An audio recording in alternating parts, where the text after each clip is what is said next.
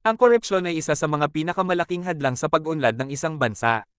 Sa Pilipinas, malaki ang epekto nito sa iba't ibang aspeto ng pambansang kaunlaran. Narito ang ilan sa mga pangunahing epekto ng korupsyon.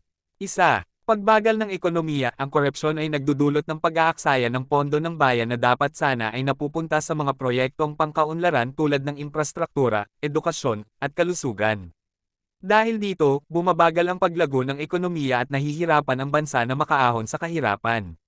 Dalawa, kawalan ng tiwala sa pamahalaan. Ang korupsyon ay nagdudulot ng kawalan ng tiwala ng mamamayan sa kanilang mga lider at institusyon. Kapag nawala ang tiwala, mahirap na magkaroon ng kooperasyon at suporta mula sa publiko sa mga programa at proyekto ng pamahalaan. Tatlo, pagtaas ng kahirapan. Dahil sa korupsyon, hindi napapakinabangan ng mga mamamayan ang mga serbisyong dapat sana ay kanilang natatanggap.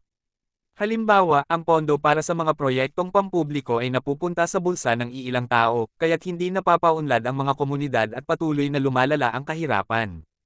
Apat, pagkasira ng infrastruktura. Ang mga proyektong infrastruktura na dapat ay dekalidad ay nagiging substandard dahil sa korupsyon.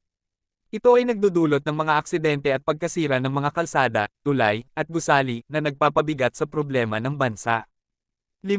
Kawalan ng hustisya. Ang korupsyon sa sistema ng hustisya ay nagdudulot ng kawalan ng pantay na pagtingin sa batas. Ang mga mayayaman at makapangyarihan ay madalas na nakakalusot sa kanilang mga kaso, habang ang mga mahihirap ay nahihirapan makamit ang hustisya. 6. Paglayo sa dayuhang pamumuhunan. Ang korupsyon ay nagpapababa ng kumpiyansa ng mga dayuhang mamumuhunan sa bansa.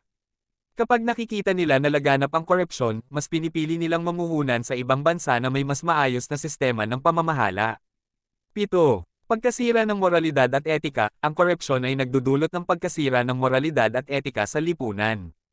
Kapag nakikita ng mga mamamayan na ang mga nasa kapangyarihan ay nagpapakasasa sa korupsyon, maaari itong magdulot ng kawalan ng respeto sa batas at pagiging tuso sa pag-abot ng personal na interes. Sa kabuuan, ang korupsyon ay isang malaking balakid sa pag-unlad ng Pilipinas.